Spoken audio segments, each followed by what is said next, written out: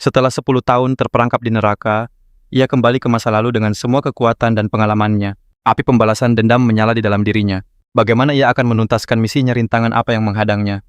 Inilah awal dari kisahnya. Cerita dibuka dengan pemandangan tragis. Seorang gadis bernama Sua terikat di kursi listrik, tubuhnya gemetar hebat. Namun ia masih mengira semua ini hanyalah sebuah permainan. Saat Wu Hian berteriak putus asa, gadis itu berbisik lirih bahwa ia sudah tak sanggup lagi diakhiri dengan permintaan maaf yang menyayat hati. Ia terus meyakinkan dirinya bahwa ini hanya game yang sangat nyata, dan ia akan segera keluar. Dengan penuh harap tangannya terulur menolak takdir yang ada di depan mata. Tapi seorang korban lain memberitahunya bahwa akhir mereka telah tiba. Sebelum lenyap dalam jeritan kepedihan orang itu, berpesan agar ia harus terus bertahan hidup. Akhirnya ia terpaksa menerima kenyataan. Sambil menangis pilu, ia memohon agar tidak ditinggalkan sendirian. Ia sadar inilah realita barunya yang kejam. Cerita pun beralih ke masa lalu saat game War Inverse Planet yang terkenal dengan gerbang dimensi dan kekuatan supernya menguasai dunia. Wu Hian pun memasuki permainan itu atas saran temannya, namun tiba-tiba ia terperangkap di dalamnya, di mana dunia game menjadi nyata.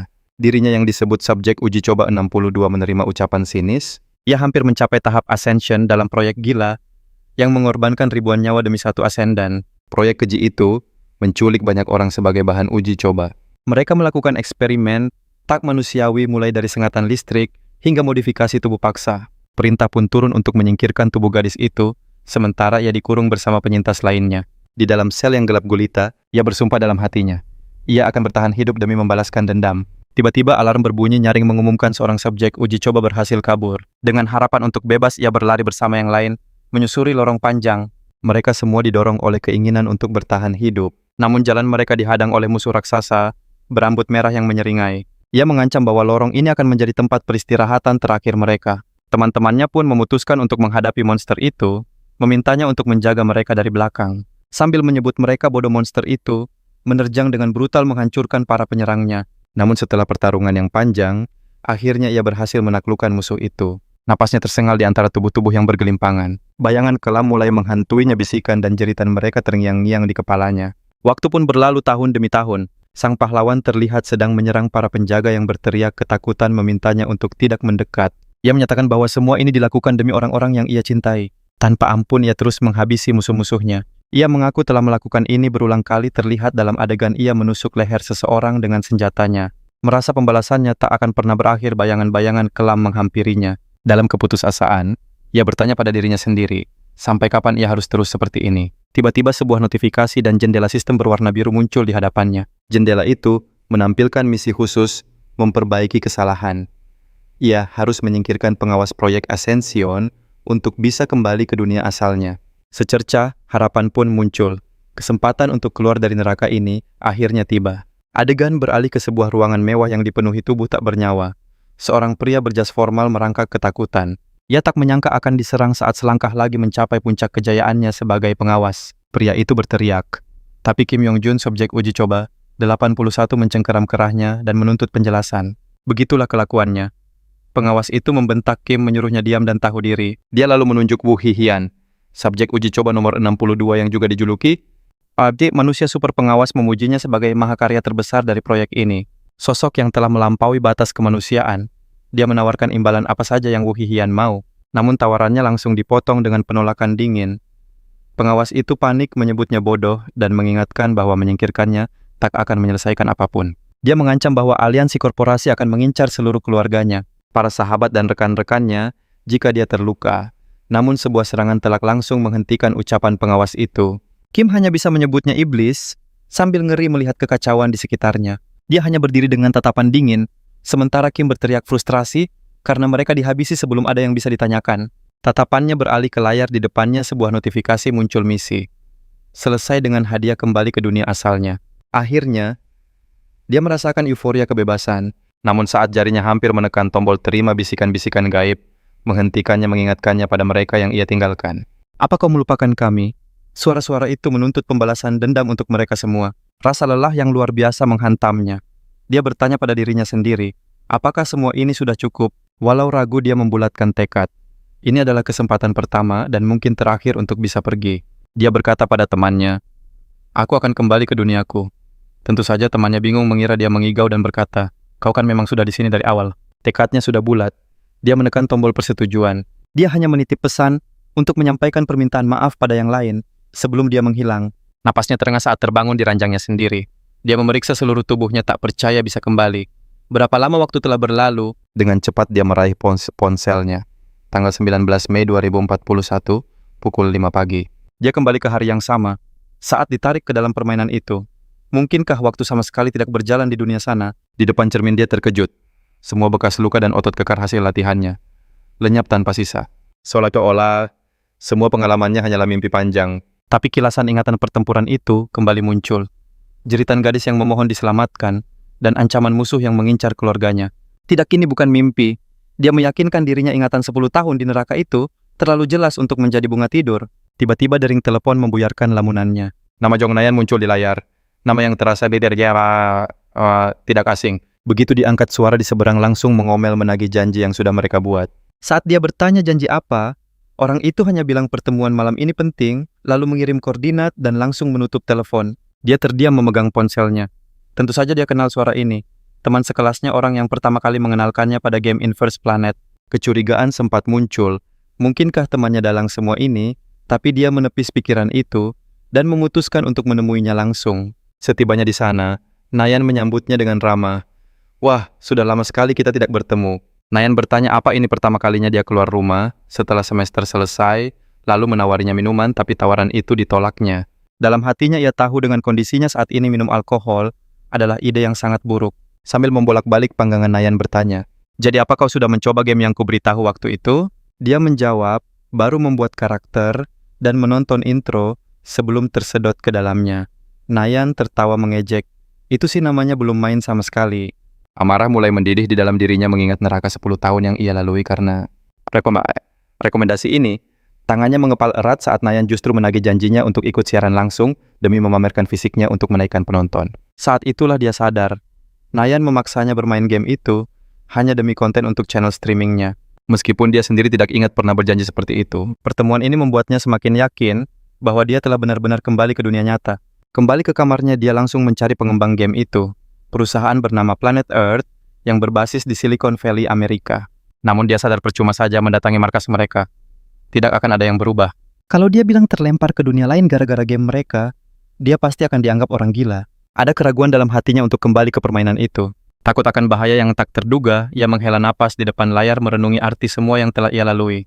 Alih-alih bersyukur bisa lolos dari dunia mengerikan itu, ia justru memilih untuk melupakannya. Ia meyakinkan dirinya bahwa dunianya yang sekarang adalah satu-satunya kenyataan. Tiba-tiba seseorang menepuk pundaknya sebuah candaan saat ia mencoba kembali ke kehidupan sekolah yang normal. Sahabatnya mengajaknya pergi berharap ia bisa larut dalam suasana dan melupakan masa lalunya. Namun keraguan tentang realitas ini terus menghantuinya hingga sebuah bisikan dari masa lalu bertanya, apakah ini benar-benar nyata? Ia berbalik dengan cepat mencari sumber suara yang hanya ada di dalam pikirannya. Seiring berjalannya waktu, dunianya mulai terasa ganjil. Halusinasi mulai mengejarnya, bisikan-bisikan menuntut balas dendam dan mengingatkan bahwa ia tak pantas berada di tempat yang damai ini. Tiba-tiba ia menggebrak meja dengan keras di tengah keramaian. Semua orang di sekitarnya panik terheran-heran dengan tingkahnya yang tak terduga. Wu Hian berdiri terengah-engah di lorong sampai seorang rekannya menghampiri dan menanyakan keadaannya dengan cemas. Tapi di matanya saat itu, rekannya terlihat seperti musuh yang hendak menyerang. Dalam benaknya ia seolah menarik belati untuk membela diri, namun tersadar saat sahabatnya bertanya dengan nada ketakutan. Ia pun meminta maaf beralasan bahwa dirinya hanya terkejut. Rekannya memberitahu bahwa orang-orang mulai membicarakan perilakunya yang aneh belakangan ini. Ia duduk sendirian saat hantu-hantu dari masa lalu kembali datang dan menuntutnya untuk tidak lupa dan membalaskan dendam. Ia hanya bisa memohon agar mereka berhenti dan meninggalkannya dalam damai. Nayan berteriak memanggil namanya menyadarkannya dari lamunan. Ia bertanya cemas melihat wajah pucat dan tatapan kosong sahabatnya. Sambil tersenyum ia berpura-pura tenang dan mengatakan semua baik-baik saja. Nayan menawarkan bantuan layaknya seorang kakak dan ia pun menerimanya. Ia memutuskan untuk pergi sementara sahabatnya terus memberinya semangat. Jauh di dalam lubuk hatinya ia sadar bahwa dirinya lah yang membawa hantu-hantu itu ke dunia ini. Ia yakin masalah ini tak akan selesai dan dunia ini akan berubah menjadi neraka lain jika terus begini. Akhirnya ia memutuskan untuk kembali dan mengakhiri akar masalah ini untuk selamanya. Dengan tekad yang bulat, ia memasuki kapsul permainan itu.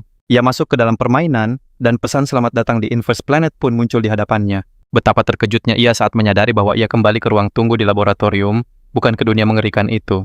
Ia bertanya-tanya mengapa ia tidak bisa kembali ke sana, padahal tekadnya sudah bulat. Mungkinkah ada syarat lain yang belum ia penuhi? tiba-tiba sebuah jendela konfirmasi karakter muncul. Ia pun memutuskan untuk mengikuti alur tutorial permainan ini untuk sementara waktu.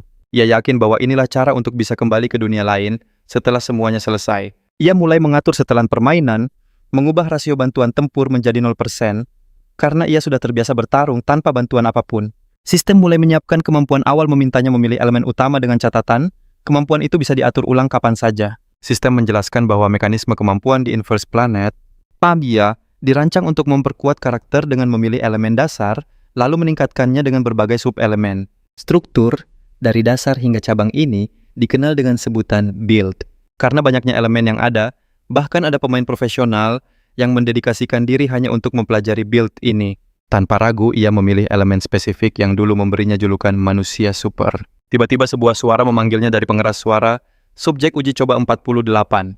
Suara itu menjelaskan bahwa ia baru saja terbangun dari eksperimen terakhir seminggu yang lalu.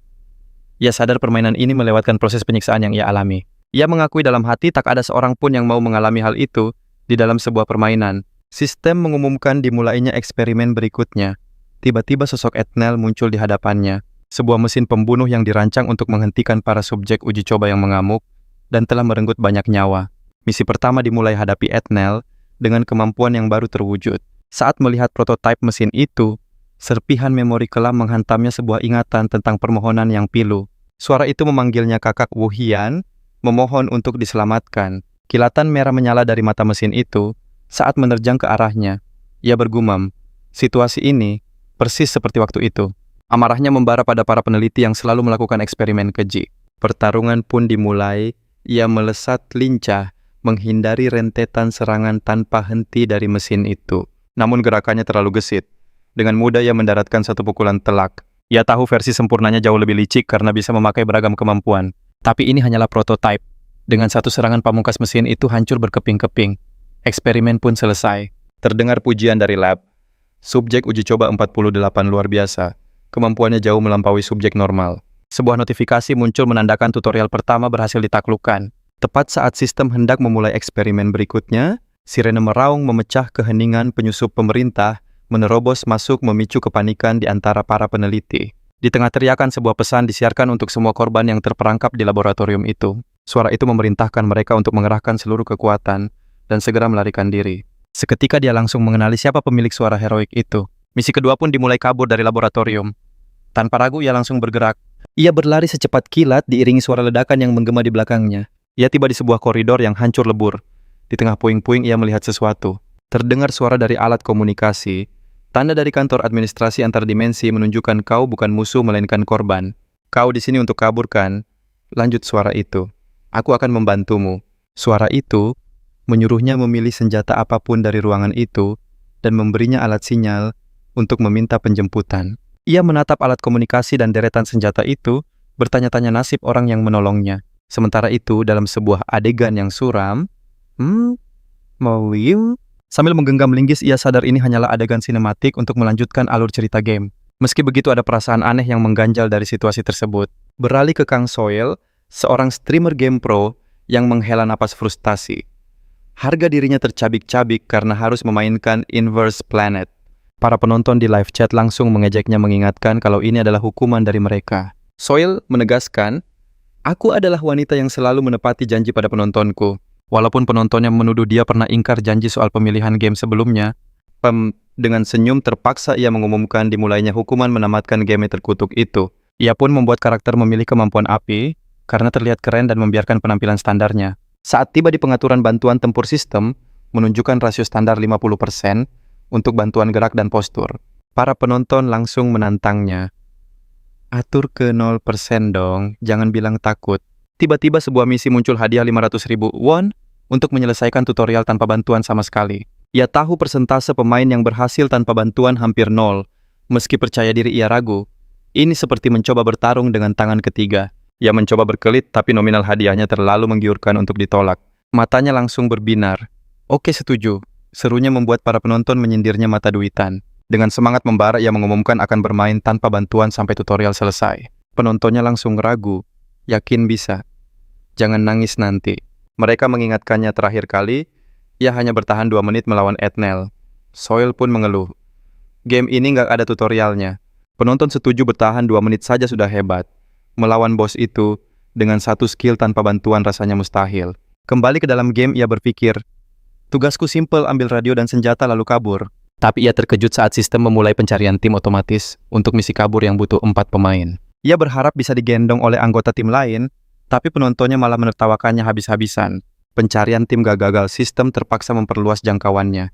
Para penontonnya menjelaskan sistem hanya akan mencocokkannya dengan pemain berlevel bantuan setara. Artinya rekan timnya nanti adalah orang-orang nekat sepertinya. Menyadari misinya akan sangat berat, ia berniat mundur. Namun sistem tiba-tiba menemukan tim dan langsung melemparkannya ke misi yang sedang berjalan. Ia mencoba membatalkan sekuat tenaga tapi terlambat sudah. Seketika ia terlempar ke medan pertempuran. Pemandangan neraka menyambutnya. Di lorong gelap rongsokan robot berserakan memercikkan sisa-sisa api. Apa yang sebenarnya terjadi di sini? Bukan hanya dia, para penontonnya pun terperangah. Mereka tak percaya dengan apa yang mereka saksikan. Ini beneran.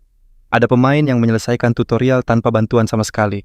Bahkan pro player pun tidak akan sanggup melakukannya dengan akun baru. Para penontonnya sadar, ia telah membantai mesin-mesin itu tanpa bantuan sistem dan tanpa senjata api. Dia adalah seorang carry yang sempurna. Seseorang yang bisa memimpin tim menuju kemenangan Soil, memutuskan harus menemukannya sekarang juga. Di tengah lorong Wuhian berdiri. Jejak kemerahan menetes dari senjata dan tubuhnya. Soil mendekat dengan waspada. Namun, Wuhian yang mengiranya musuh langsung menyerang Soil hanya bisa berteriak ketakutan. Serangannya berhenti sepersekian detik di depan wajahnya. Maaf, ucapnya menyadari kesalahannya. Soil hanya bisa terpaku melihat luka di tubuh Wuhian. Saat Wuhian hendak pergi, Soil dengan cepat memanggilnya, "Tunggu, kita satu tim." Sambil berlari mengejar, ia memperkenalkan diri sebagai seorang streamer dan meminta izin untuk merekamnya. Tenang saja, mode privasi aktif kok. Tapi Wuhian tiba-tiba berhenti membuat Soil cemas. Tiba-tiba sirene meraung. Sebuah subjek uji coba. Berbahaya telah kabur. Perintahnya jelas, habisi di tempat. Soil panik. Kenapa tingkat kesulitan tutorial jadi begini? Ia menatap Wuhian. Tapi sang pemimpin tim justru dengan tenang mengayunkan rantai besinya. Bagaikan dewa perang, ia mengamuk. Para penontonnya pun memberinya julukan Dewa Sabit dan Rantai. Dari persembunyiannya, Soil menyaksikan semua itu dengan tatapan tak percaya. Bagaimana mungkin ia bisa memakai senjata itu tanpa bantuan sistem? Para penonton mulai menganalisis saat mereka sadar mata Wuhian berubah menjadi putih. Mungkinkah itu skill angin atau telekinesis? Lalu seseorang menyimpulkan satu-satunya skill yang mengubah warna mata dan menaikkan status fisik adalah entitas absolut. Seketika kolom chat heboh. Itu kan skill sampah yang membuat penggunanya tak bisa memakai skill lain. Entitas absolut memang meningkatkan status fisik dan pertahanan secara drastis. Tapi sebagai penggantinya, penggunanya tak bisa memakai skill apapun. Komunitas game sepakat skill ini harus dihindari, bahkan disarankan untuk keluar dari tim jika ada yang memakainya. Soil terkejut. Di game yang mengandalkan skill, kenapa ia memilih kemampuan yang menyegel skillnya sendiri? Para penonton pun ragu. Tapi mata putih itu adalah bukti tak terbantahkan.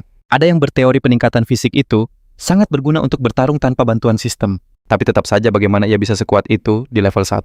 Di tengah perdebatan itu, Wuhian terus mencabik-cabik lawannya tanpa ampun. Siapa sebenarnya pria ini? Ia berdiri di antara tumpukan musuh. Namun suara di kepalanya berbisik, ini belum cukup. Suara itu menuntut pembalasan yang lebih kejam. Dan saat itu, sebuah titik laser merah muncul di kepalanya. Soil berteriak panik. Awas, Tinata. Ia langsung menembak ke arah penembak jitu itu. Tembakannya tepat sasaran Soil, terduduk lemas sementara kolom chat di siarannya meledak. Ada yang memujinya, namun banyak juga yang menuduhnya melakukan kill steal. Setelah membuat musuh-musuhnya tak berdaya, Wuhian melempar senyum tipis. Baginya yang terpenting adalah ia sudah turun tangan membantu. Sekilas bayangan dari kehidupannya di masa lalu melintas di benaknya. Soil menghampirinya di tengah arena menjulukinya Tuan Hartri sang pahlawan penyelamat. Wuhian pun menoleh dengan tatapan yang tenang. Dengan gugup Soil bertanya apa Wuhian marah karena ia ikut campur dalam pertarungan. Tidak, jawabnya singkat. Kamu sangat membantu. Jawaban itu sontak membuat para penonton terpukau oleh sikapnya yang dingin namun baik hati. Mereka pun memuji caranya yang elegan dalam menghadapi situasi tersebut. Tak menyia-nyiakan kesempatan, Soil dengan antusias meminta izin untuk menemaninya hingga tutorial selesai. Wuhian menyetujuinya dengan anggukan singkat lalu memperkenalkan diri, "Namaku Baek Wuhian." Soil baru sadar bahwa Tuan Hartri hanyalah julukan darinya. Ia bertanya-tanya dalam hati, "Tunggu, namanya tidak disensor. Apa itu nama aslinya?" Dengan penuh rasa ingin tahu ia bertanya, "Apa kamu memilih entitas absolut sebagai skill dasarmu?" "Benar," jawab Wuhian. Sontak para penonton terbagi menjadi dua kubu antara yang merasa skill itu hebat dan yang tetap menganggapnya tidak berguna. Soil pun semakin penasaran. "Bagaimana caramu menghindari tembakan tanpa skill game apa yang biasa kamu mainkan?" tanyanya takjub. Wu Hian menjawab singkat, tidak ada yang khusus. Tiba-tiba ia berhenti melangkah. Ia merasakan kehadiran dua musuh tipe Ethnel 20 meter di depan. Soil terkesima. Bagaimana bisa Wu Hian tahu jarak dan jumlah musuh setepat itu tanpa skill deteksi? Dan benar saja, mereka menemukan dua musuh tepat di lokasi yang disebutkan Wu Hian. Indra pria itu benar-benar luar biasa. Wu Hian langsung melesat maju teringat keseruan bermain game di masa lalu, sementara Soil berteriak panik. Jangan gegabah. Dengan gerakan yang gesit, ia menghindari setiap serangan dari mesin-mesin raksasa itu. Sambil mengenang masa-masa saat ia menjadi pemain top, ia melancarkan pukulan dahsyat. Dulu ia adalah seorang ranker legendaris.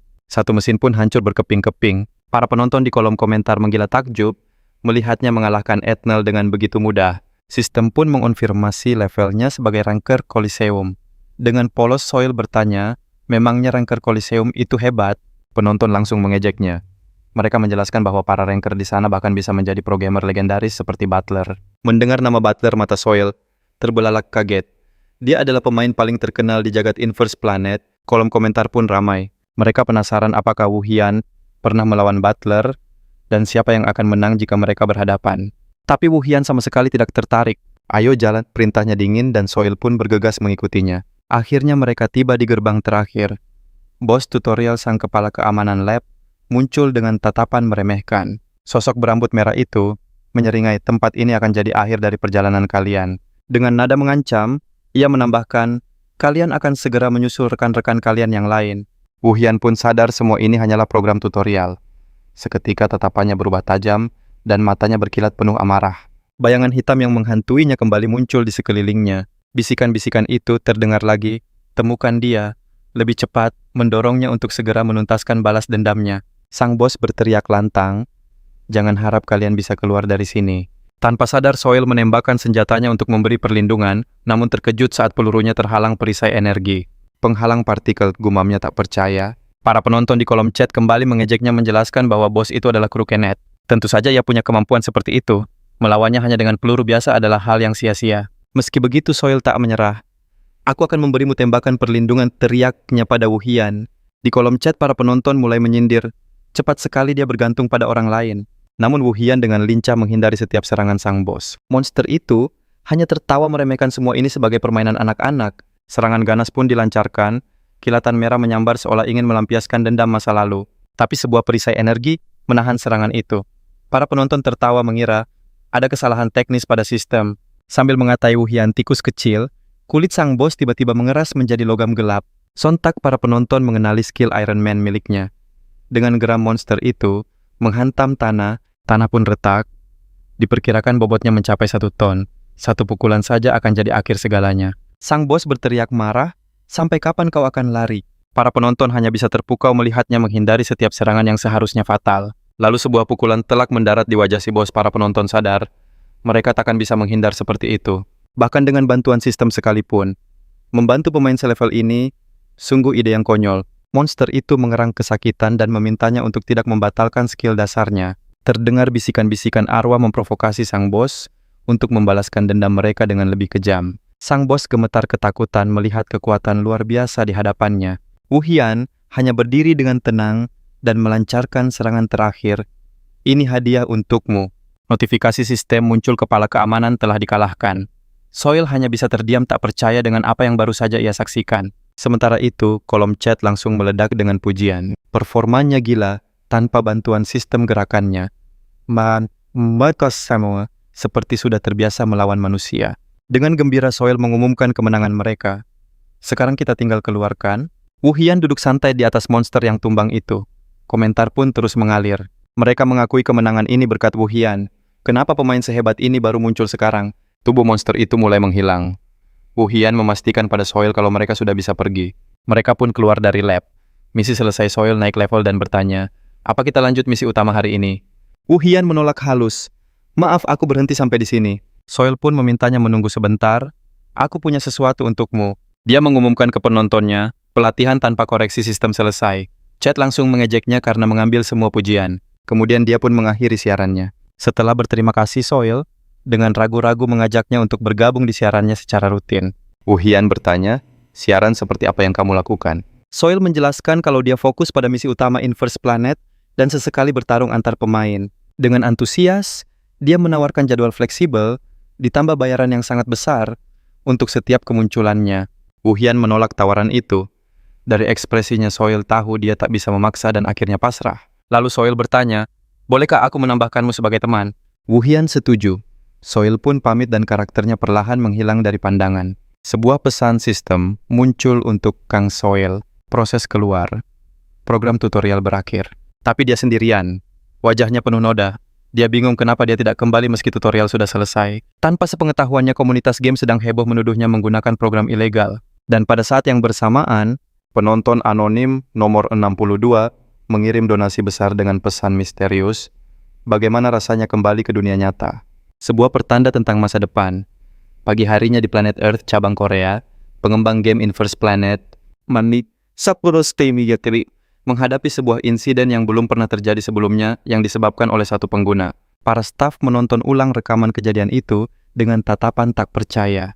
Mereka mendiskusikan bagaimana seorang pemain bisa menaklukkan kapten penjaga tanpa bantuan sistem atau senjata apapun. Komunitas online gempar, yakin kalau dia adalah peretas forum perusahaan pun dibanjiri tuntutan untuk penjelasan. Salah satu netizen bertanya ragu, "Kalian yakin ini bukan program ilegal?" Dan yang lain langsung mengamininya. Staf yang berwenang memastikan telah memeriksa segalanya sejak awal, namun tak ditemukan jejak modifikasi dari program luar. Dia mengaku sering melihat peretas menembus dinding atau menghilang begitu saja. Tapi gerakan lincah seperti ini adalah yang pertama kali ia saksikan. Staf itu menyimpulkan level kontrol setinggi ini mustahil ditiru, bahkan oleh program curang sekalipun. Jika bukan, maka pemain itu adalah seorang monster.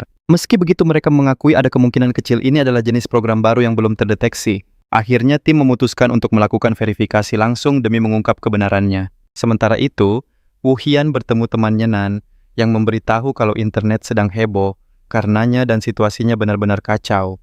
Bahkan muncul tantangan no correction yang ditiru banyak orang, namun semuanya gagal total. Hal ini semakin menguatkan tuduhan kalau dia adalah peretas. Nan mengaku kaget saat melihat video itu dan langsung mengenalinya meskipun identitasnya disembunyikan. Dia pernah melihat Wu Hian bertarung sebelumnya tapi tak menyangka temannya sudah sejago ini. Dia setuju siapapun yang tidak mengenal Wu Hian pasti akan langsung menuduhnya memakai program ilegal. Dan karena itulah Wu Hian menerima pesan misterius itu. Ternyata, pesan itu adalah panggilan resmi dari cabang perusahaan game di Korea. Nan menjelaskan bahwa perusahaan ingin memverifikasi langsung apakah Wu Hian benar-benar menggunakan program curang atau tidak. Pesan itu disampaikan melalui siaran langsung milik streamer Kang Soil yang ingin menghubunginya. Perusahaan game turun tangan langsung untuk verifikasi. Ini pasti akan jadi tontonan besar. Nan pun bertanya, apakah Wu Hian akan menerimanya? Wu Hian terdiam menimbang-nimbang pilihannya. Ini adalah satu-satunya kesempatan bicara dengan developer dan mungkin mendapat petunjuk tentang dunia lain jika orang penting muncul. Akhirnya Wu Hian memutuskan untuk melakukannya. Nan pun memuji keputusan berani temannya itu. Menurut Nan ini penting untuk membersihkan namanya agar tidak dicap sebagai peretas selamanya. Tapi Wu Hian tampak tak peduli karena wajahnya tidak terlihat, jadi tak ada yang akan mengenalinya. Nan menyanggah gaya bertarungnya terlalu unik. Bahkan jika ganti nama orang-orang akan tetap tahu. Tak ada satupun pro player yang bertarung dengan gaya seaneh itu. Nan menjelaskan lebih lanjut. Identitas pro player zaman sekarang mudah terbongkar dari kebiasaan bertarung mereka. Bahkan ada forum yang menganalisis setiap gerakan dengan detail. Wu Hian akhirnya setuju membuat Nan lega. Jika tidak streamer itu, pasti akan diserang habis-habisan oleh netizen. Wu Hian bingung kenapa Nan begitu peduli pada streamer itu. Dasar bodoh, seru Nan. Masa yang marah karena isu program ilegal tidak akan peduli soal itu. Awalnya mereka akan menyalahkan Wu Hian, tapi tak lama kemudian target mereka pasti akan beralih ke sang streamer. Mengerti situasinya, Wu Hian pun bergumam pasrah. Kalau begitu, mau tidak mau aku harus setuju. Soil akhirnya menerima pesan persetujuan dari Wu Hian. Dia melompat kegirangan hampir tak percaya. Dia yakin kehebohan ini akan meledakkan jumlah penontonnya. Dan benar saja grafik prediksinya langsung meroket. Dia tak sabar menyaksikan momen bersejarah yang belum pernah terjadi sebelumnya di game Inverse Planet. Soil pun segera mengumumkan siaran langsung spesial untuk mengklarifikasi kontroversi program ilegal yang sedang viral. 4 hari kemudian Wu Hian sudah berada di dalam game, mengenakan setelan baru untuk persiapan siaran. Begitu bertemu Soil, langsung menyambutnya dengan sangat ramah. Dalam hati Soil berpikir, kalau dia sama sekali tidak curiga pada Wu Hian. Walaupun bukti dari netizen sangat lemah, intuisinya mengatakan Wu Hian tidak curang.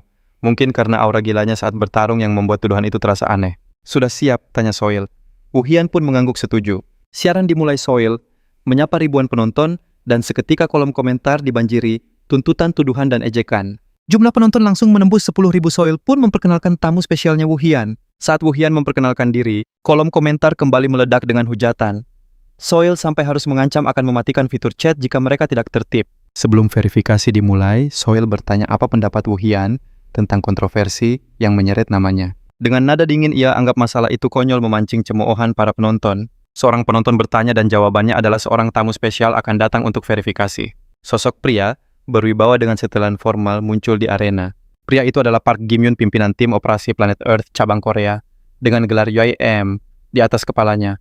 Kehadirannya membuat para penonton terkesima, menandakan situasi ini sangat serius. Wu Hian sadar pria ini adalah pejabat tinggi yang mungkin tahu rahasia dunia lain. Setelah verifikasi awal, sang pejabat berterima kasih atas kehadiran mereka. Sang pejabat diam-diam mengamatinya, lalu mengajak mereka menuju area verifikasi khusus. Mereka tiba di sebuah ruang latihan pribadi super canggih yang belum pernah ia lihat. Pejabat itu menjelaskan verifikasi ini bertujuan memantau pertarungan untuk memastikan tak ada program dari luar. Dia langsung setuju. Sesaat kemudian sebuah robot latihan raksasa muncul versi medium dari Etnel. Mampukah ia mengalahkannya dengan kekuatannya yang sekarang? Pertarungan penentuan pun dipilih. Soil tampak cemas, tapi dia memintanya untuk percaya. Ia justru tertawa meremehkan situasi genting di hadapannya. Dalam sekejap ia menghilang, lalu menerjang ke arah robot dan menghancurkannya berkeping-keping. Sang pejabat bahkan belum selesai menjelaskan aturan pertarungannya. Ruang obrolan para penonton pun meledak karena takjub. Dia menghancurkan robot itu dengan tangan kosong. Padahal robot itu bahkan tahan pukulan palu. Dalam sebuah adegan menegangkan, ia mencabut kepala robot itu dengan paksa. Pesan sistem muncul. Tidak ada program eksternal terdeteksi. Pejabat itu bergumam, "Orang gila." Sang pejabat yakin apa yang baru saja ia lihat mustahil dilakukan oleh program peretas. Ia menghentakkan kaki tes selesai. Pejabat Park mengumumkan tidak ada program ilegal yang terdeteksi. Namun ia menambahkan bahwa waktu verifikasi terlalu singkat untuk penilaian akhir. Park memintanya bertarung dengan metode spesifik, dan ia langsung setuju tanpa ragu. Para penonton sadar ini adalah tes untuk membuktikan kemampuannya, bukan dari program otomatis. Program otomatis tak akan bisa meniru gerakan presisi yang diperintahkan oleh pengguna. Karena itu menyelesaikan misi dengan cara yang ditentukan akan membuktikan segalanya. Sang pejabat memberinya misi baru, kalahkan 3 robot level medium hanya dengan senjata Chainsaw Clay. Ia mengangguk menunjukkan bahwa ia mengerti misinya. Pejabat itu takjub. Misi ini sangat sulit, tapi tak ada sedikit pun keraguan di wajah pemuda itu. Pertarungan kedua dimulai secepat kilat. Senjatanya menari di udara dengan lincah, menyisakan puing-puing robot di sekelilingnya. Soil bersorak lalu menunjukkan pada penonton bagaimana rantai senjata itu bergerak seolah-olah hidup. Para penonton sekali lagi dibuat terpana dengan apa yang baru saja mereka saksikan. Beberapa berkomentar bahwa senjatanya terlihat terlalu kuat dan tidak seimbang. Namun yang lain menjawab, bukan senjatanya tapi penggunanya yang luar biasa. Pejabat itu terdiam membisu. Kontrol setingkat ini tak mungkin ditiru. Jika dia bukan peretas, dia benar-benar monster. Rasa penasaran sang pejabat semakin memuncak. Ia bertanya-tanya apakah Wu Hian mampu mengalahkan robot level selanjutnya. Didorong oleh rasa ingin tahunya, sang pejabat memutuskan untuk melakukan satu tes terakhir. Sebuah robot baru yang jauh lebih besar dan mengancam muncul di arena. Para penonton terkejut menganggap pejabat itu sudah melewati batas. Jika dia menang, dia akan diakui sebagai pemain legendaris. Robot itu adalah Ethel versi terakhir. Ia dan robot canggih itu saling bertatapan tajam. Senyum mengerikan muncul di wajah robot itu, menyulut amarahnya. Bentrokan dahsyat pun dimulai. Pertarungan memanas, gerakannya lincah menghindari setiap serangan dengan presisi luar biasa. Seketika ia sadar lawannya kali ini benar-benar di luar nalar. Satu serangan saja tamatlah riwayatnya. Daya tahan robot ini seperti benteng baja yang tak tertembus. Serangannya sama sekali tak mempan. Tak ada pilihan lain, ia terus melancarkan pukulan, berharap salah satunya bisa menembus pertahanannya. Para penonton menahan napas antara cemas dan kagum. Satu pukulan saja bisa fatal. Tapi ia terus menari di ambang bahaya seolah menertawakan takdir. Bahkan sang pejabat pun tak percaya menghadapi robot canggih hanya dengan elemen dasar. Awalnya ia terlihat seperti pecundang yang nekat, tapi kini perlahan tapi pasti ia mulai mendesak sang robot. Dengan satu pukulan pamungkas yang dahsyat, robot itu hancur berkeping-keping. Bagi sang pejabat, pertunjukan sudah berakhir. Data verifikasi telah terkumpul. Robot pelatihan pun ditarik mundur dari arena, dan ia langsung menyadarinya. Soil langsung menatap sang pejabat menuntut hasil verifikasi. Dengan tegas pejabat itu mengonfirmasi tidak ada campur tangan program dari luar. Sederhananya ini bukan peretasan. Pernyataan itu membuat gempar komunitas game. Semua tuduhan kini resmi dimentahkan. Seiring pengumuman resmi itu, semua postingan yang menuduhnya curang pun lenyap. Dengan senyum kemenangan, Soil menyapa para penontonnya. Sudah aku bilangkan, Ia menyindir para peragu yang kini hanya bisa terdiam, para pembenci pun mundur teratur. Namun beberapa orang memberinya julukan baru, monster fisik kekuatannya begitu dahsyat sampai terlihat seperti cheat, sebuah julukan yang justru ia sukai. Ingat baik-baik tegasnya, aku tidak curang, kemampuan fisikku saja yang melampaui batas. Ia lalu meminta komentar dari tamunya yang menganggap pengalaman ini sangat menyenangkan. Sang pejabat berterima kasih atas kerjasamanya. Soil pun pamit dari siaran di hadapan 100.000 penonton yang masih heboh. Sebuah siaran legendaris untuk membersihkan nama telah berakhir. Setelah siaran selesai, Soil mengucapkan terima kasih pada Wuhian dan pejabat itu, terutama pada Wuhian. Wuhian hanya membalas dengan membungkuk sopan. Bukan masalah besar, ujarnya. Sang pejabat tersenyum sinis, menganggap masalah itu tak sesederhana kelihatannya, lalu beranjak pergi. Namun Soil tiba-tiba menghentikannya. Tunggu, ada yang ingin kutanyakan. Sang pejabat berbalik siap mendengarkan. Ia langsung ke inti permasalahan. Apa pernah ada bug yang membuat pemain tidak bisa log out atau kabur dari game? Pejabat itu menyangkalnya. Jika ada bug fatal seperti itu, game ini tak akan sebesar sekarang. Soil mengangguk memahami jawabannya. Akhirnya pejabat itu pun pergi. Soil menghela napas lega, situasi menegangkan ini akhirnya usai. Ia beralih ke Wuhian memuji bantuannya. Nanti aku hubungi soal pembagian keuntungan siaran, janjinya. Meskipun Wuhian merasa tak perlu dibayar, ia setuju untuk dihubungi lagi. Dalam hatinya Soil merasa rugi. Membiarkan Wuhian pergi begitu saja sama dengan melepas konten emas. Tapi ia ragu untuk mengajaknya siaran lagi. Ia menahan diri, sadar bahwa kemunculan Wuhian hari ini hanya untuk membantunya. Jadi ia hanya bisa mengucapkan selamat tinggal dan berjanji akan menghubunginya di lain waktu. Sepeninggal Soil, Wuhian terdiam. Ada sedikit rasa kecewa karena ia tak menemukan info yang dicarinya soal dunia lain. Tiba-tiba sebuah pesan masuk dari Jong Nayan.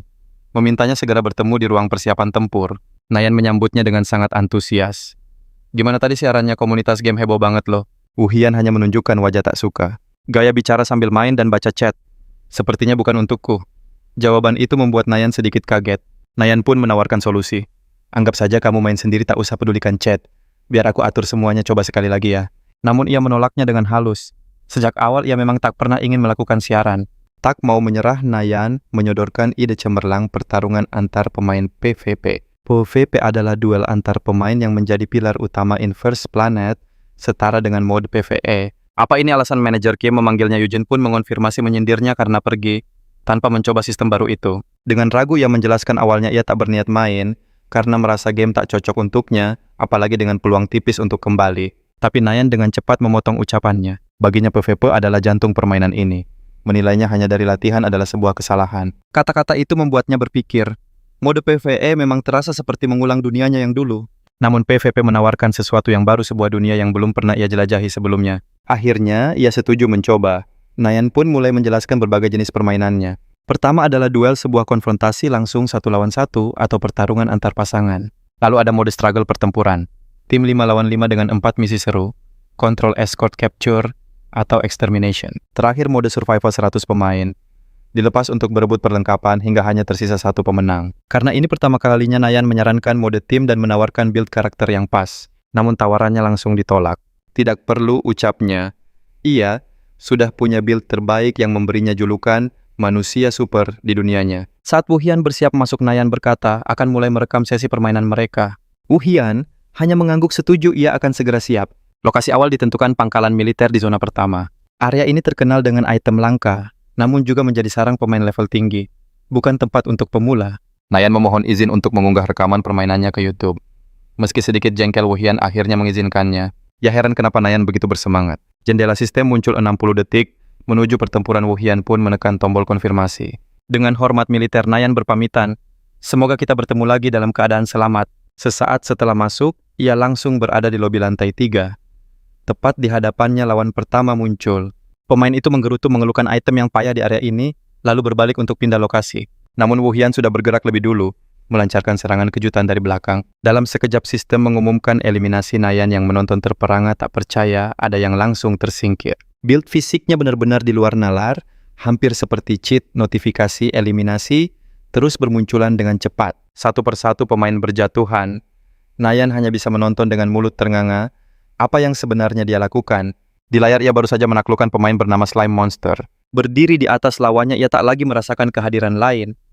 Apakah hanya tersisa dia di area ini? Ia tak menyangka akan langsung berhadapan dengan 4 orang sekaligus saat mendarat. Setelah mengumpulkan semua sumber daya, inilah saatnya untuk beranjak dari sini. Tiba-tiba panggilan darurat dari Nayan. Tolong, aku benar-benar terkepung banyak musuh. Ia segera memeriksa peta. Lokasi Nayan berada di blok seberang. Jaraknya cukup jauh. Aku datang di mana posisi persismu? Aku di atap lantai 3, jawab Nayan. Jangan coba-coba lewat lantai bawah, pertempurannya kacau. Wuhian hanya menjawab singkat, oke. Ia melesat dengan kecepatan luar biasa membuat seorang musuh yang melihatnya terbelalak kaget.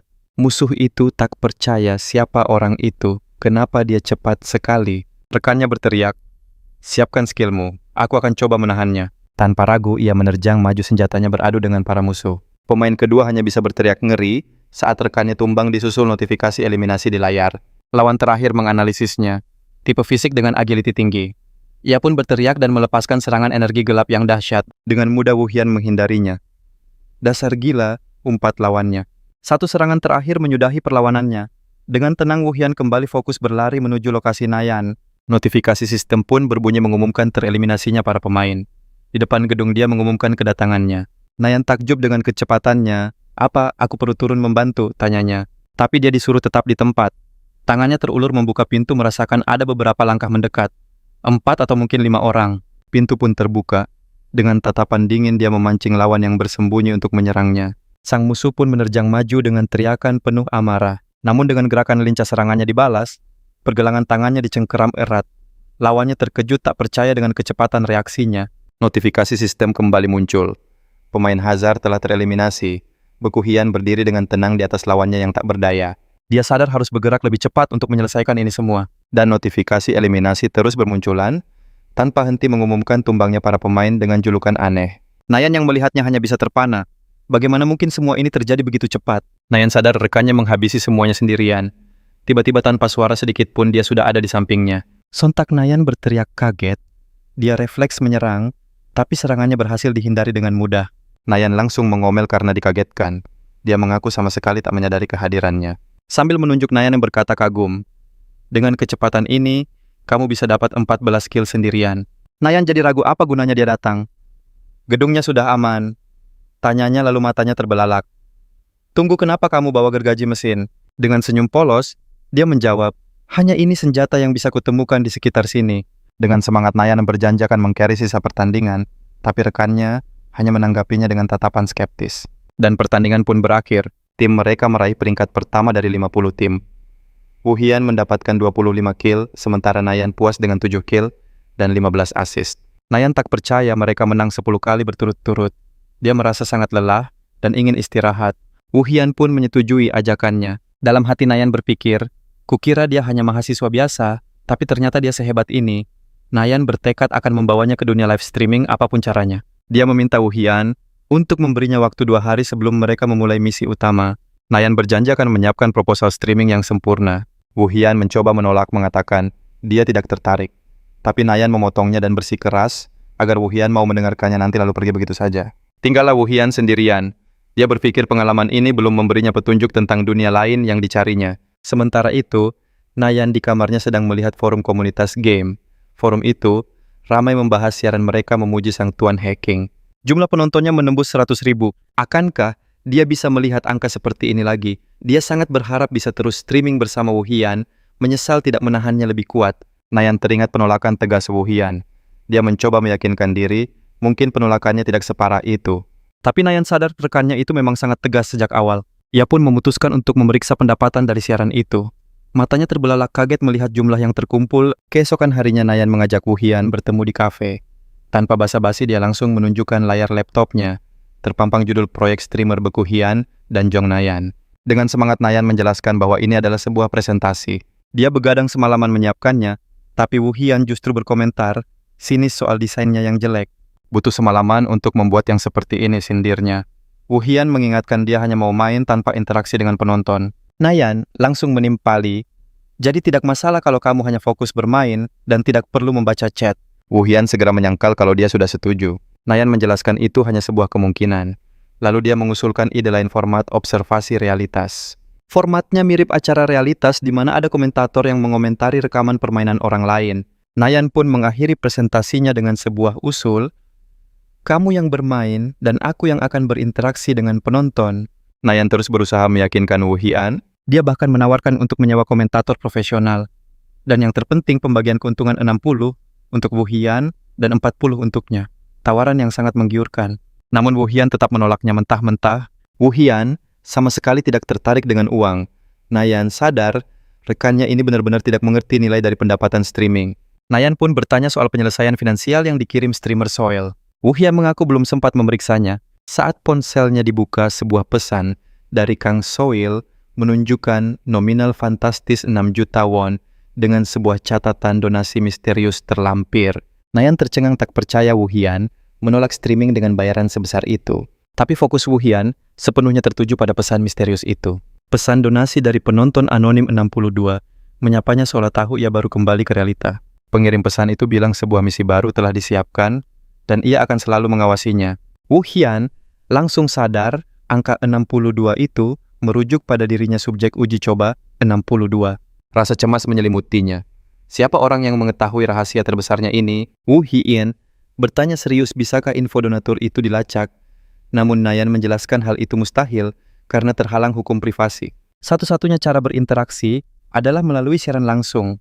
Tanpa ragu Wu Hian pun membulatkan tekadnya. Aku akan melakukan streaming, ucapnya mantap yang langsung disambut antusias oleh Nayan. Pengumuman resmi pun segera disebar. Tuan Haking akan tampil dalam siaran pribadi Hike Tourism bersama komentator Cho Chaol dan Jong Nayan. Pada malam Jumat yang dinanti, para pemain berkumpul di depan layar dengan penuh semangat. Komunitas game gempar penasaran dengan identitas sang komentator misterius. Hitungan mundur 5 menit terakhir dimulai dari studio siaran di dunia Inverse Planet. Suasana tegang terasa begitu kental sebelum acara dimulai. Nayan mengungkapkan rasa gugupnya, sementara Chong Chao berusaha menenangkannya. Bahkan komentator ahli seperti Cha pun mengaku gugup tak menyangka bisa menghadirkan Wu Hian dalam siaran. Dia pun tertawa canggung. Ia tak tahu alasan sebenarnya di balik persetujuan cepat Wu Hian. Siaran pun dimulai. Setelah menyapa penonton, chat langsung dibanjiri pertanyaan. Semua menuntut kemunculan Wu Hian. Para host meyakinkan bahwa ini bukan sekadar pancingan. Di tengah sorakan penonton, Wu Hian pun muncul dalam game. Host menjelaskan bahwa acara ini memakai sistem observasi di mana mereka akan mengomentari gaya permainannya. Apa kalian semua sudah siap? Tanyanya membangkitkan semangat. Setelah membuat penonton penasaran, sinyal untuk memulai pun dikirimkan. Sebuah pesan masuk, selamatkan penyintas dan tinggalkan hutan. Detail misi muncul sama seperti sebelumnya. Namun kali ini ia tak hanya akan sibuk melarikan diri. Wu Hian memutuskan untuk mengubah takdir. Ia berteriak keras sengaja memancing semua musuh ke arahnya. Suaranya langsung terdeteksi. Pemimpin musuh memerintahkan serangan total dari 3 penjuru.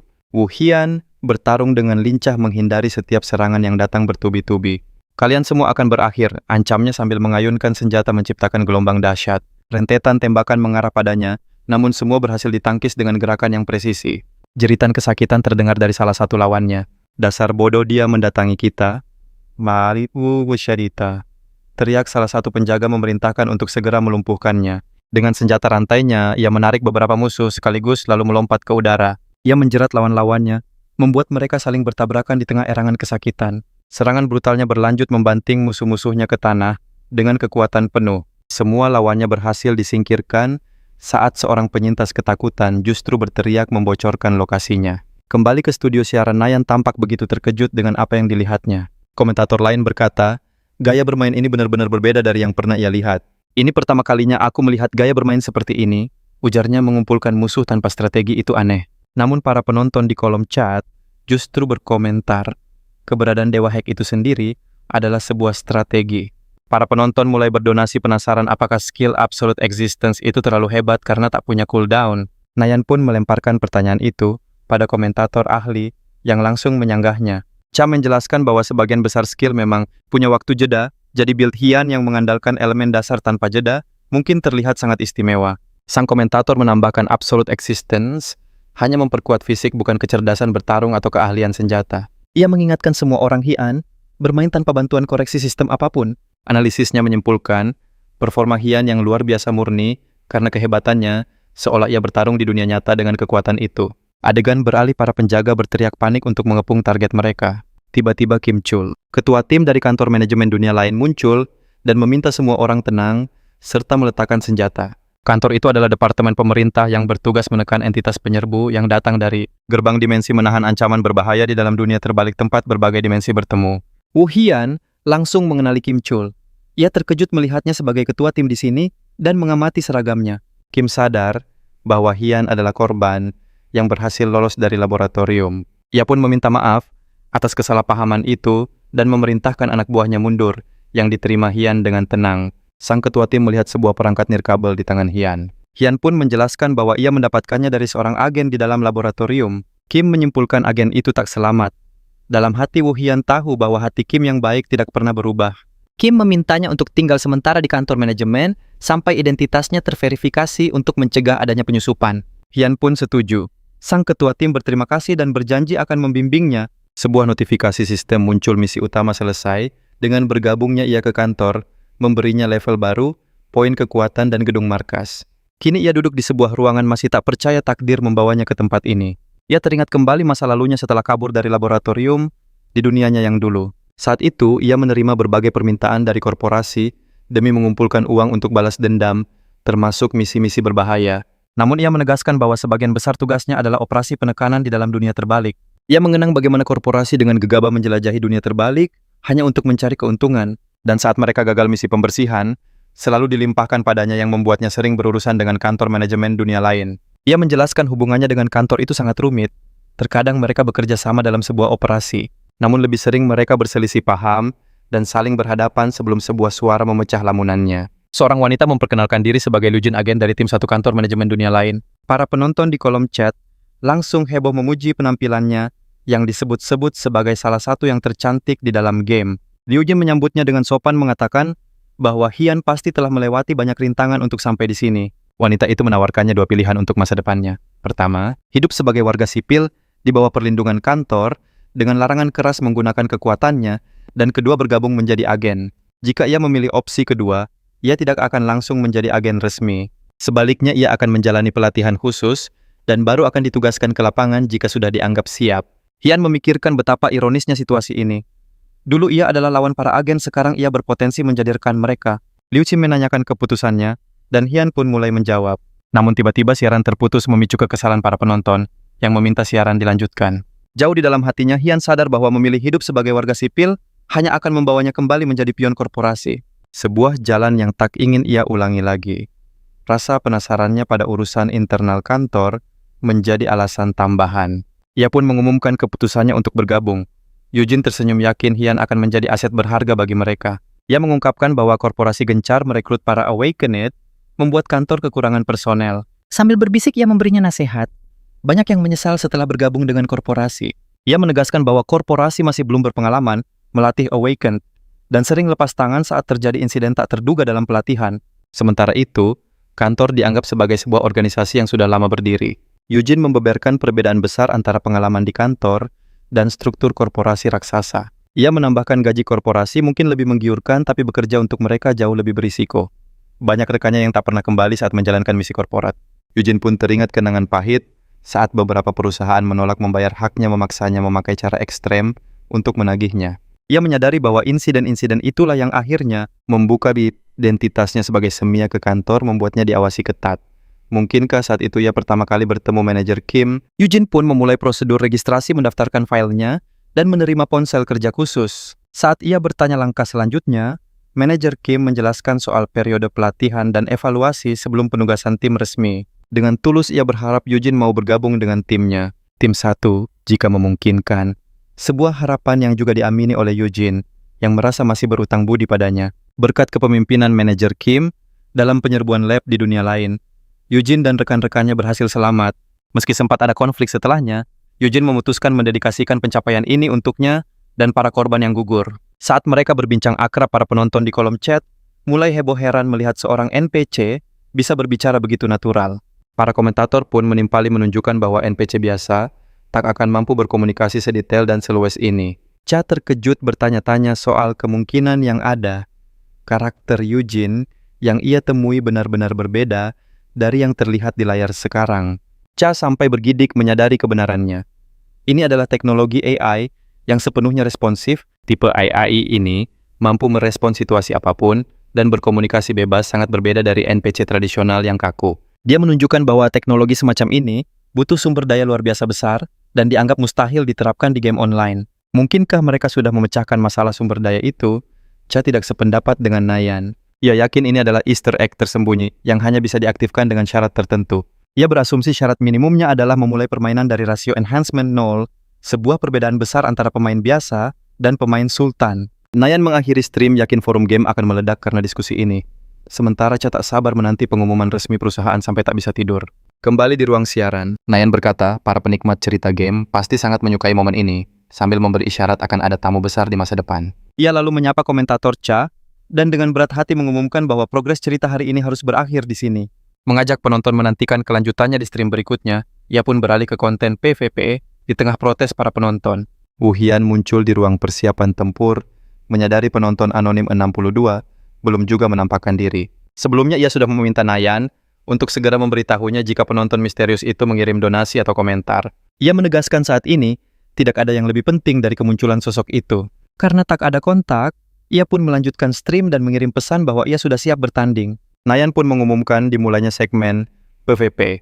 Ini adalah pertama kalinya seorang pemain hacker menjalani laga resmi mulai dari liga normal. Sistem peringkat di Inverse Planet pun dijelaskan terdiri dari 8 tingkatan, di mana pemain harus memenangkan 10 laga untuk mencapai peringkat branch. Cha menjelaskan pemain profesional biasanya butuh 30 menit untuk mencapai peringkat itu. Sementara pemain biasa butuh sekitar 2 jam, membuat para penonton frustrasi dengan level permainan mereka sendiri. Tiba-tiba sebuah misi, baru muncul Wu Hian ditantang mencapai peringkat branch dalam 30 menit dengan imbalan 500.000 won. Nayan sampai terperangah. Ia segera menghubungi rekannya menyebut misi ini gila, dan ragu Wu Hian bisa menang 10 kali dalam setengah jam. Para penonton mulai berdebat, apakah ini sebuah kepercayaan diri atau kesombongan. Mereka menuntutnya untuk segera memulai. Antusiasme di studio memuncak Nayan, mengajak semua orang untuk menonton sampai akhir, tak menyadari apa yang akan segera terjadi. Sistem berhasil menemukan pertandingan solo di zona 6. Ronde pertama akan dimulai dalam 10 detik. Cha terbelalak kaget saat melihatnya. Wu Hian memakai senjata yang belum pernah ia lihat. Ia pun menganalisis, mungkinkah ini build pertarungan jarak dekat. Ia mencatat Wu Hian bisa mengontrol penuh pertarungan jika berhasil menjaga jarak. Ronde pertama dimulai lawan yang meremehkan. Wu Hian langsung mengaktifkan skill Ice Explosion, namun raut wajahnya berubah ngeri. Ronde berakhir kilat dengan kemenangan Wu Hian 1-0. Ronde berikutnya baru saja dimulai, namun lawan langsung menyerah sadar. Kalau lawannya adalah akun Smurf, ia pun menang mudah.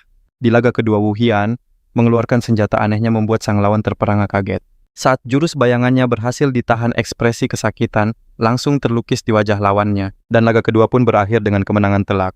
2-0 atas pemain Melon Bread. Pertarungan ketiga melawan pengguna taekwondo berlangsung sangat singkat, mengeliminasi lawan High Eating Guinea Pig dengan kemenangan 2-0.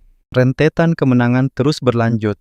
Laga keempat, kelima, keenam, dan ketujuh diselesaikan dalam sekejap dengan hasil yang dominan. Para penonton pun terkejut, bagaimana tidak Wu Hian meraih 10 kemenangan beruntun hanya dalam 20 menit dan langsung dipromosikan ke rank bronze. Nayan tak bisa menyembunyikan kekagumannya, sementara para penonton sadar bahwa ini adalah performa gila yang melampaui level profesional. Komentator Cha menyebut rekor waktu itu sungguh sulit dipercaya. Namun yang lebih menakjubkan adalah catatan pertandingannya itu sendiri. Cha menjelaskan performa pemain biasanya naik turun, apalagi saat menghadapi build api yang sulit ditaklukkan. Tapi Wu Hian dia mampu menghadapi build apapun dengan performa yang stabil dan sempurna di sepanjang laga. Donasi 500.000 won masuk dari Pain Nayan berterima kasih, sementara Cha justru merasa penasaran sekaligus cemas menantikan laga rank berikutnya. Nayan pun bertanya-tanya mengapa sniping di siaran langsung sangat sulit dilakukan. Cha pun menjelaskan bahwa menyamakan waktu untuk bertemu pemain tertentu hampir mustahil dalam siaran langsung. Walaupun kemungkinannya kecil, dia berharap kekhawatirannya tidak akan menjadi kenyataan. Para penonton merasakan firasat buruk, seolah obrolan ini adalah pertanda dari sesuatu yang akan datang. Sistem menemukan laga solo di zona 11 pemakaman. Begitu masuk, sebuah teriakan terdengar. Akhirnya targetnya kutemukan. Seorang pemain berkacamata dengan rambut oranye muncul menyebut Wu Hian sebagai bocah kurang ajar yang selama ini ia cari. Ia menyatakan waktunya untuk memberi pelajaran telah tiba. Para penonton tak percaya sniping benar-benar terjadi di laga rank pertama. Sementara yang lain tahu, ini adalah kelakuan khas dari para pemain tersebut. Meskipun mereka bukan bagian dari sebuah agensi, Wu Hian sama sekali tidak terpancing provokasi, teringat nasihat untuk mengabaikan situasi semacam ini. Sementara Nayan menonton dengan tegang lawannya memulai ronde pertama dengan teriakan dahsyat dan ledakan aura yang besar. Sang lawan melesat maju berniat mengakhiri pertarungan hanya dengan satu serangan pamungkas. Namun dia justru terpental ke udara sambil mengumpat, penonton pun mengejeknya. karena tak satu pun serangan yang kena. Mereka menyindir. Jadi siapa yang sedang diberi pelajaran sekarang? Harapan untuk melihat laga seru sepertinya pupus. Wu Hian membalas dengan satu tebasan pedang, membuat para penonton menghela napas, merasa kecewa dengan performa yang membosankan ini. Ronde pertama berakhir dengan skor 1-0. Pemain Ungun yang terluka hanya bisa menyebut Wu Hian sebagai monster. Sistem mengumumkan ronde kedua akan dimulai dalam 10 detik di arena yang sama. Dipenuhi rasa malu dan putus asa sang lawan, memutuskan untuk menggunakan cara pamungkasnya demi menghindari kekalahan. Ronde kedua dimulai. Wu Hian merasakan ada yang aneh dari aura energi yang menyelimuti lawannya. Atmosfer di sekitar arena terasa berubah. Wu Hian pun mulai menganalisis situasinya dengan cermat. Aura lawannya kini lebih tajam dan berat, gerakannya pun jauh lebih efisien, mengingatkannya pada gaya bertarung Edel. Sang lawan tertawa histeris, mengklaim bahwa ia sengaja mengalah di ronde pertama, dan Wu Hian baru menyadarinya. Wu Hian akhirnya mengerti. Inilah yang dimaksud dengan hacker atau provokator dalam game. Seketika ia teringat nasihat Nayan, hancurkan mereka sepenuhnya buat ego mereka remuk. Sang lawan merasakan atmosfer di sekitar Wu Hian berubah, tapi ia tetap percaya diri dengan kekuatannya yang luar biasa. Dia berteriak dengan marah, "Jangan berlagak keren kau." Wu Hian dengan tenang menahan serangannya, lalu melancarkan serangan balasan yang ganas, membuat lawannya menjerit kesakitan. Erangan kesakitan terus terdengar setiap kali pukulan Wu Hian mendarat. Sambil mengumpat sang lawan pun tersungkur. Semua terbelalak tak percaya, tapi Nayan mengonfirmasi apa yang mereka lihat adalah nyata. Komentator Cha menyadari sesuatu. Wu Hian sengaja tidak memberikan serangan terakhir, meski punya banyak kesempatan. Dia benar-benar menjalankan nasihat itu. Melihatnya Cha mengakui bahwa dia sampai merinding. Para pengikutnya pun memberinya julukan baru, wanita mengerikan pencipta monster. Mereka gemetar membayangkan nasihat apalagi yang akan diberikannya. Lawan yang tumbang hanya bisa terduduk pasrah bertanya-tanya ngeri siapa sosok dingin di hadapannya. Dengan tatapan tajam ujung pedangnya terarah lurus ke depan. Dia berbisik membalikkan ucapan sombong lawannya, lalu sebilah pedang diayunkan sebagai penutup pertarungan. Sistem mengumumkan kemenangan mutlak untuk Baek Ewi Hyun skor telak 2-0, menobatkannya sebagai sang juara. Sejak saat itu, momentum kemenangannya tak terbendung lagi. Rentetan kemenangan terus diraih baik dalam laga biasa maupun duel sengit. Rekor 30 kemenangan beruntun terpecahkan. Di studio komentator Nayan terbelalak tak percaya dengan pencapaian luar biasa ini. Para penonton menahan napas. Apa ini yang namanya smurfing? Bagaimana dia bisa sekuat itu? Kolom chat pun meledak, semua memohon agar dia membagikan build karakternya. Nayan sempat ragu karena build adalah rahasia dapur setiap pemain. Namun dia memberanikan diri. Dengan hati-hati dia bertanya, namun Ewi Hyun menjawab santai. "Kenapa tidak, Wiba?" Nayan bersorak gembira. Dia mengumumkan kalau sang dewa mekanik akan membocorkan build-nya di papan komunitas usai siaran. Para penonton gempar. Mereka tak menyangka pemain sehebat itu akan dengan mudah membagikan informasi krusial. Waktu siaran pun habis. Ewi Hyun dan Nayan membungkuk berterima kasih kepada penonton. Begitu kamera mati, Nayan langsung berkata, kalau yang barusan terjadi benar-benar gila. AI adaptif rentetan kemenangan dan pembagian build. Dia yakin papan komunitas akan terbakar karena topik ini. Ewi Hyun lalu bertanya pada Nayan, siapa pemegang rekor kemenangan beruntun tertinggi saat ini? Nayan menjelaskan rekor itu dipegang oleh Butler dengan 76 kemenangan saat menaikkan level akun alternatifnya. Dia berharap Ewi Hyun bisa memecahkan rekor itu dan yakin kalau dia pasti mampu. Nayan menambahkan Butler adalah pemain yang sangat kompetitif. Bisa jadi dia sudah mengawasi sang dewa mekanik. Di saat yang sama, sebuah postingan viral di komunitas game mengungkap kalau pemain yang mengincarnya telah terkena ban permanen. Komentar pun membanjiri menertawakan si penipu yang sok suci sekaligus memuji Ewi Hyun yang bisa menang telak melawannya. Ini menjadi bukti nyata kehebatannya yang tak terbantahkan. Banyak yang bilang kemampuannya sudah seperti cheat fisik, bahkan seorang Butler pun belum tentu bisa melakukannya. Di tempat lain, sang pemain pro Butler menyaksikan semua itu dari layarnya. Menarik gumamnya. Beberapa hari kemudian, siaran kedua dimulai. Ewi Hyun kini berada di sebuah hutan belantara. Para penonton sedikit bingung. Tunggu, kenapa suasana siaran kali ini berbeda? Apa aku melewatkan sesuatu? Tiba-tiba sosok Lee Yujin muncul, kolom chat langsung ramai memuji pesona dan keanggunannya. Sebagai demi salah satu dari 3 NPC terpopuler, dia bertanya, misi lapangan pertamamu apa kau gugup? Ewi Hyun menjawab singkat, aku baik-baik saja. Seketika sebuah jendela misi muncul memintanya mengenakan setelan tempur dan menuju lokasi. Baguslah, pikirnya. Menjadi agen membuatnya bisa langsung ke misi lapangan tanpa perlu latihan yang membosankan. Yujin menjelaskan, tugas kita adalah membasmi entitas penyerbu di dunia terbalik dan menyegel tempat itu. Dia menambahkan ada laporan kalau para entitas itu bisa mengamuk kapan saja. Mereka pun tiba di sebuah pabrik tua yang terbengkalai. Lagi-lagi tempat yang ditinggalkan korporasi, batin Ewi Hyun. Para korporasi itu sengaja membiarkannya, ujar Eugene. Ewi Hyun hanya bisa menghela napas melihat keserakahan mereka. Dia pun sadar sifat korporasi sama saja baik di dunianya maupun di dalam game. Eugene melanjutkan, entitas kali ini berjenis serangga. Mereka kecil, tidak terlalu berbahaya, tapi jumlahnya sangat banyak. Di gerbang Sersan Park Jun menyambut mereka dengan hormat militer, menanyakan identitas mereka. Setelah Eugene mengonfirmasi Sersan itu pun mempersilakan mereka masuk. Di dalam mata Ewi Hyun tertuju pada sebuah gerbang neon raksasa. Baru pertama kali aku melihat gate di lokasi seperti ini. Dia menatap gerbang itu lekat-lekat. Entah kenapa pemandangan ini terasa tidak asing. Dia teringat pernah melihat yang serupa di dunia lain. Tapi seingatnya gerbang di sana berukuran sedang bukan kecil. Sesaat sebelum melangkah masuk, firasatnya mengatakan ada sesuatu yang tidak beres. Tiba-tiba sebuah suara sinis terdengar dari belakang. Oh, lihat siapa yang datang. Choi Hong Chul dari Gayum Shin Electronics muncul dengan senyum mengejek. Untuk apa agen senior sepertimu datang ke misi rendahan seperti ini? Sosok tak terduga menghampiri mereka. Pura-pura kaget karena lokasi misi mereka sama. Eugene langsung meragukan kata-katanya. Kalian meninggalkan tempat ini, tapi sekarang bilang ini misi. Eugene menuduhnya punya rencana licik. Dia menyangkalnya berakting seolah tuduhan itu melukai hatinya. Mengabaikan Eugene, dia melirik Wu Hian. Menawarinya bergabung dengan korporasi agar tak sengsara di kantor manajemen kecil. Eugene memotong dengan dingin, memperingatkannya untuk tidak melewati batas. Choi mengangkat tangan sambil tersenyum mengejek. Baiklah, aku serahkan dunia terbalik ini padamu. Dia pun pergi mendoakan kesuksesan mereka. Wu Hian penasaran, siapa orang itu? Eugene menghela napas lelah. Dia agen pertama yang aku latih.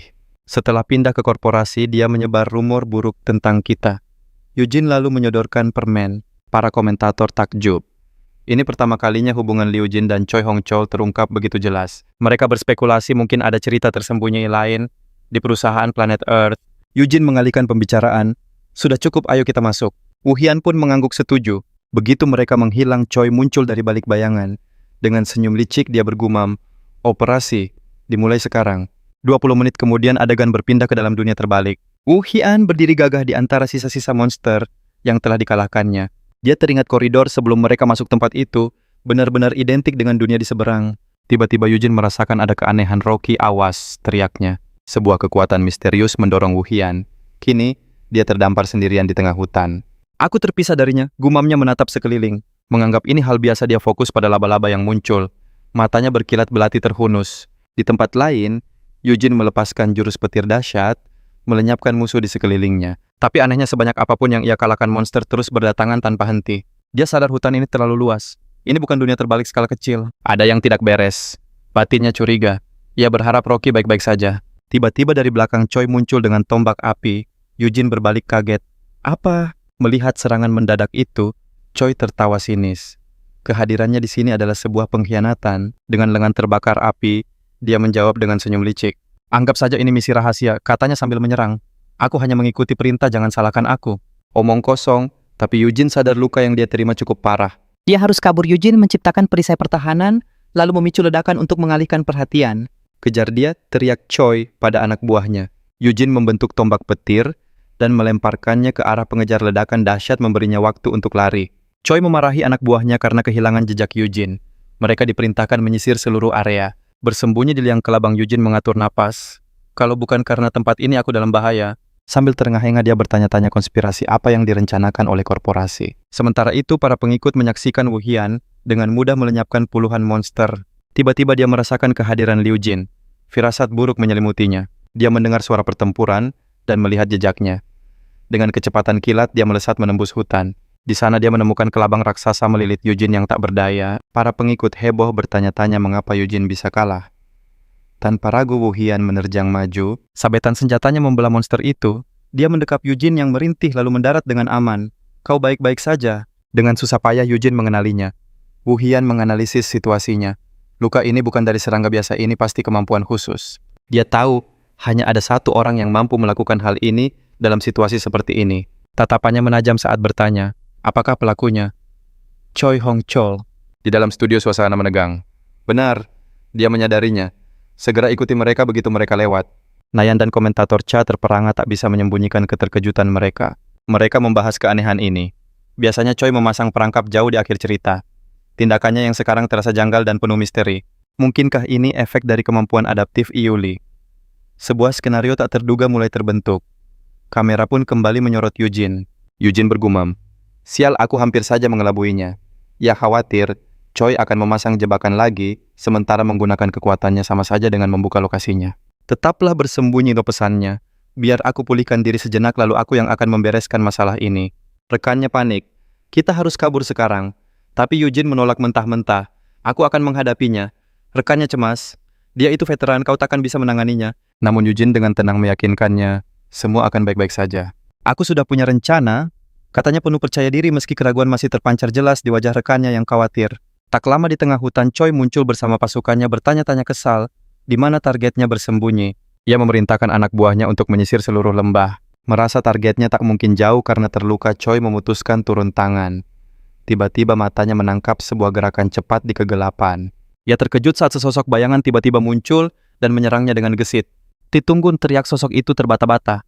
Choi menyipitkan mata menyadari orang di hadapannya adalah rekan pemula Eugene. Senyum licik terukir di wajahnya. "Wah, keberuntungan apa ini, target empuk datang sendiri." Wu Hian memasang wajah bingung dan takut. "Aku terpisah dari Eugene saat koridornya runtuh," serunya dengan polos. "Tuan apa, kau tahu apa yang terjadi?" Para penonton di kolom komentar tak bisa menahan tawa dan kekaguman melihat kemampuan akting Wu Hian yang luar biasa. Mereka sudah bisa meramalkan nasib Choi yang malang. Tertipu mentah-mentah, Choi bertanya merendahkan, "Kau benar-benar tidak tahu apa yang terjadi?" Ia mendekat perlahan. "Biar ku jelaskan padamu situasinya." Dengan nada ancaman terselubung ia berbisik, "Kau akan segera bertemu Eugene setelah kau tidur sebentar." Dan tepat saat Choi mendekat untuk serangan terakhirnya senyum polos, Wu Hian lenyap. Inilah momen yang ia tunggu. Serangan balasan yang mematikan telah disiapkan. Pertarungan sesungguhnya dimulai.